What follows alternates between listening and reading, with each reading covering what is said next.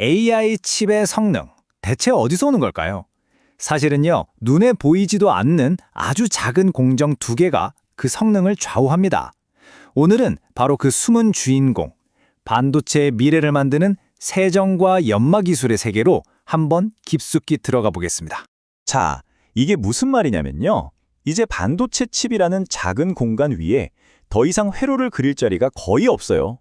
그래서 업계는 마치 고층 빌딩을 짓듯이 칩을 위로, 계속 위로 쌓아 올리는 복잡한 3D 구조로 나아가고 있는 거죠. 그런데 말입니다.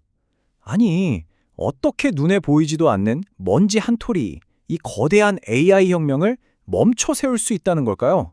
오늘 그 답을 한번 같이 찾아보겠습니다. 첫 번째 파트입니다. 3D 반도체 세계에서는요, 우리의 가장 큰 적이 바로 눈에 보이지 않는 미세 입자나 표면의 작은 흠집들입니다. 이걸 킬러 결함이라고 부르는데 말 그대로 암살자예요.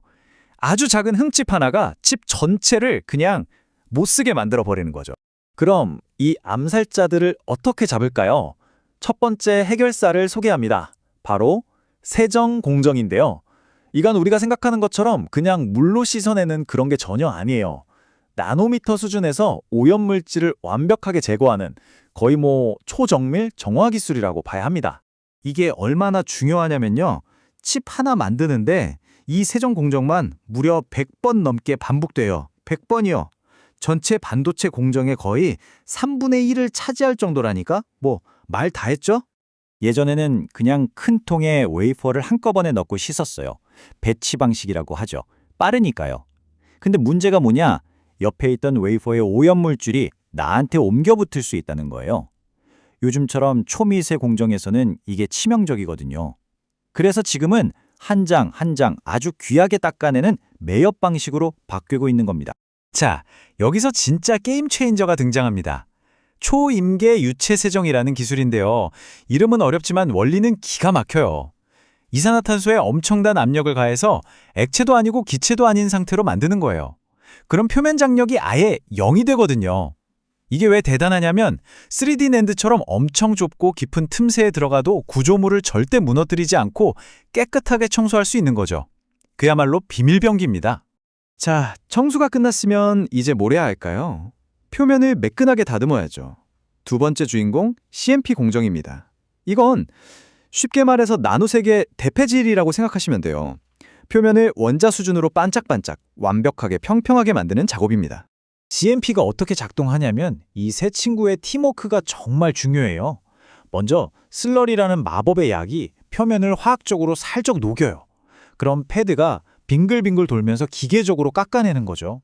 근데 패드를 계속 쓰다 보면 닳아서 맨들맨들해지잖아요. 그때 다이아몬드로 된 컨디셔너가 패드 표면을 다시 긁어서 거칠게 만들어주는 겁니다. 이 삼박자가 딱 맞아요. 완벽한 표면이 나오는 거예요. 근데 이 대패질이 말처럼 쉽지가 않아요. 첫 번째 난관이 바로 디싱입니다. 재료마다 단단한 정도가 다르잖아요. 구리배선처럼 무른 부분은 더 많이 깎여서 움푹 파여버리는 거예요. 접시처럼요. 이렇게 되면 전기 신호가 제대로 흐르지 않아서 칩 성능이 뚝 떨어지게 됩니다. 두 번째 문제는 1호전인데요. 이건 회로가 빽빽하게 모여있는 곳이랑 듬성듬성 있는 곳이랑 깎이는 속도가 다른 거예요. 그럼 결국 전체적으로 울퉁불퉁해지겠죠? 이 두 가지, 디싱과 1호전을 얼마나 잘 잡느냐가 CMP 기술의 핵심이라고 할 수 있습니다. 특히 요즘 가장 핫한 기술 중 하나인 하이브리드 본딩 때문에 CMP의 중요성이 더 커졌어요. 이게 뭐냐면 칩이랑 칩을 아예 접착제 없이 그냥 착 붙여버리는 기술이거든요. 그러려면 두 칩의 표면이 정말 원자 수준으로 완벽하게 평평해야 해요. 머리카락 하늘은커녕 원자 몇 개 수준의 흠집도 용납이 안 되는 거죠. 그야말로 기술의 극한에 도전하는 겁니다. 자, 그럼 이렇게 어마어마하게 중요한 기술들을 과연 어느 나라, 어떤 기업들이 꽉 쥐고 있을까요? 이제 시장 얘기를 좀 해보겠습니다. 세정장비 시장을 보면요. 거의 세 회사가 다 해먹는다고 봐도 과언이 아닙니다. 일본의 스크린이랑 도쿄 일렉트론, 그리고 미국의 랩리서치, 이 셋이 합쳐서 90%가 넘어요. 왜냐? 연구개발에 들어가는 돈이 정말 천문학적인데다가 기술 장벽이 너무 높아서 어지간한 기업은 명함도 못 내미는 거죠. 전형적인 과점 시장입니다. CMP 패드 시장은 더 심각합니다. 미국의 듀폰이라는 회사가 보이시죠? 거의 70% 이상을 장악하고 있어요. 사실상 독점이죠. 근데 이 패드는 계속 갈아줘야 하는 소모품이거든요. 그러니까 전 세계 모든 반도체 회사들이 듀폰의 패드가 없으면 공장을 멈춰야 할 수도 있다는 얘기예요. 정말 엄청난 의존도죠. 이게 뭘 의미할까요? 아주 명확합니다. 특정 국가가 전 세계 석유를 독점하는 거랑 비슷한 상황인 거예요. 반도체라는 21세기의 산업의 쌀을 만드는데 필수적인 도구와 재료를 소수의 기업이 꽉 쥐고 있다는 건 언제든 이게 다른 나라의 목을 조르는 강력한 무기가 될 수 있다는 뜻입니다. 그렇다면 반도체 제조 강국인 우리나라는 이런 도전에 어떻게 맞서고 있을까요? 마지막으로 한국의 전략을 살펴보겠습니다. 한국 정부가 내세우는 건 바로 수부장 2.0 전략입니다. 이게 뭐냐면 예전처럼 무작정 남들 따라가는 패스트 팔로워가 되지 말자는 거예요. 대신에 HBM처럼 우리가 세계 최고인 분야가 있잖아요.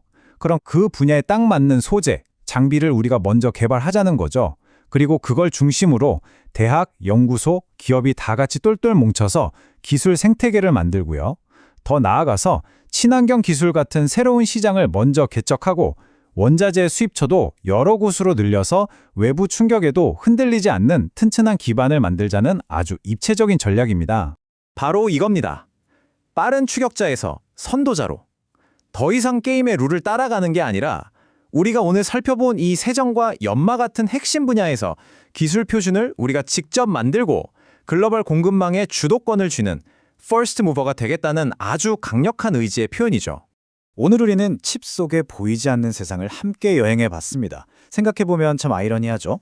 AI라는 인류 역사상 가장 거대한 기술혁명의 승패가 어쩌면 가장 작고 눈에 띄지 않는 이 닿고 조이는 기본기에서 결정될지도 모른다는 사실 말입니다. 여러분은 어떻게 생각하시나요?